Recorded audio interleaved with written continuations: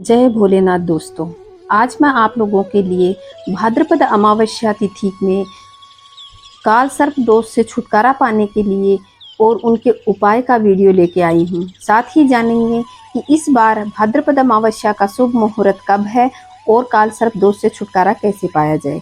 तो दोस्तों, अगर आप लोग मेरे चैनल पे पहली बार आए हैं तो चैनल को सब्सक्राइब कर लें और पास की बेल आइकन को दबाएं ताकि आने वाले वीडियो का नोटिफिकेशन आपको मिलता रहे। तो चलिए जानते हैं भाद्रपद अमावस्या कब है और इसका शुभ मुहूर्त क्या है। भाद्रपद अमावस्या पर स्नान दान करने के साथ साथ पितरों के लिए श्राद्ध करने का विशेष महत्व है। इसके साथ ही काल सर्प दोष से निजात पाने के लिए भी उपाय कर सकते हैं। तो चलिए दोस्तों जानें कि भाद्रपद अमावस्या को किस देवता की पूजा करनी चाहिए।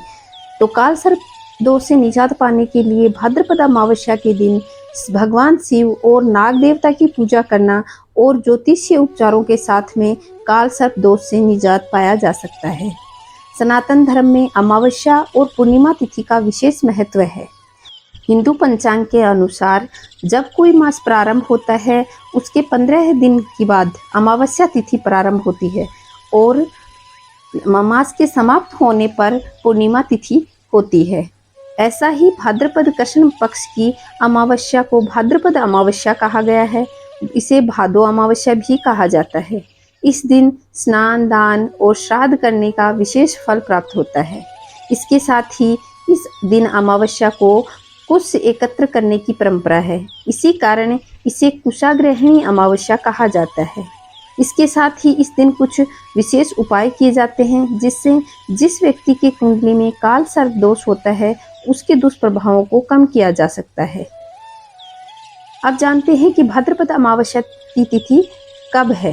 भाद्रपद माह में कृष्ण पक्ष की अमावस्या 14 सितंबर को सुबह 4:51 से शुरू होगी और अगले दिन 15 सितंबर 2023 को शुक्रवार के दिन सुबह 7:12 पर समाप्त हो जाएगी।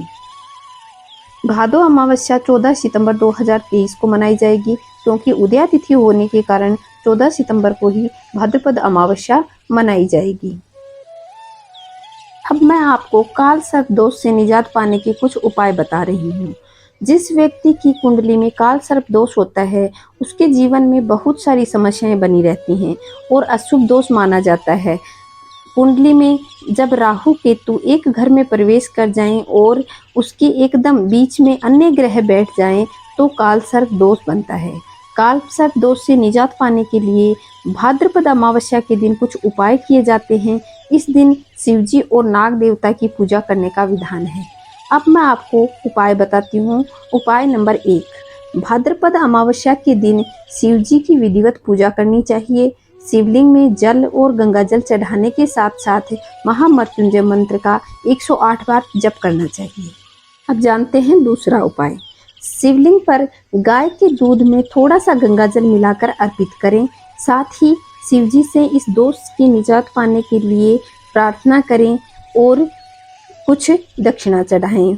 काल सर्प दोष से निजात पाने का तीसरा उपाय, भाद्रपद अमावस्या के दिन व्रत रखने से विशेष लाभ मिलता है। इसके साथ ही नाग देवता की पूजा भी करनी चाहिए। चौथा उपाय, भाद्रपद अमावस्या के दिन शिव भगवान को खीर मिठाई और फल का भोग लगाएं और इसके बाद प्रसाद रूप में बांट दें।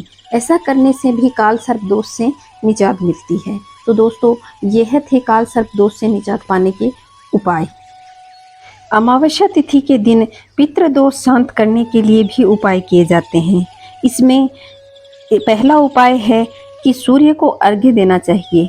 एक तांबे का या स्टील का जो भी पात्र आपके पास हो उसमें जल भर लें और उसमें काले तिल डालें और थोड़ा सा कच्चा दूध डाल के उसमें कुछ तार दुर्वा के डाल करके दक्षिण दिशा में मुँह करके 10 बजे से 12 बजे के बीच पितरों को जल का दान किया जाता है।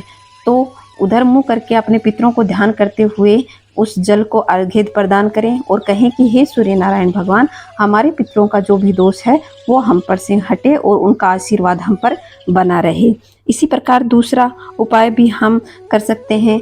किसी भी पवित्र जलाशय के पास जाकर के हम हमारे पितरों के नाम पर तर्पण और पिंडदान कर सकते हैं। अब मैं आपको एक और विशेष उपाय बताती हूँ, जिससे करने से हमारे घर में लक्ष्मी बनी रहती है।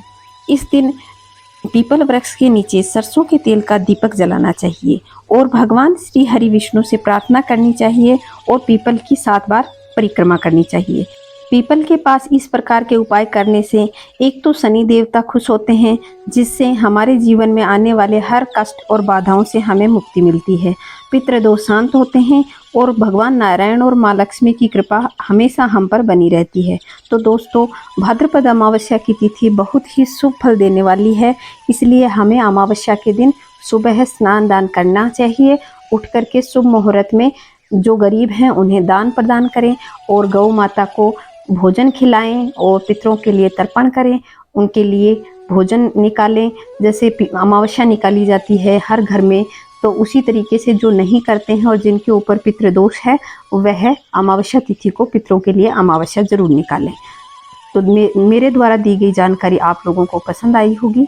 अगर आप लोगों को पसंद आई है तो लाइक, शेयर और सब्सक्राइब जरूर कर लें और पास के बेल आइकन को दबाएं, ताकि आने वाले वीडियो का नोटिफिकेशन आपको मिलता रहे।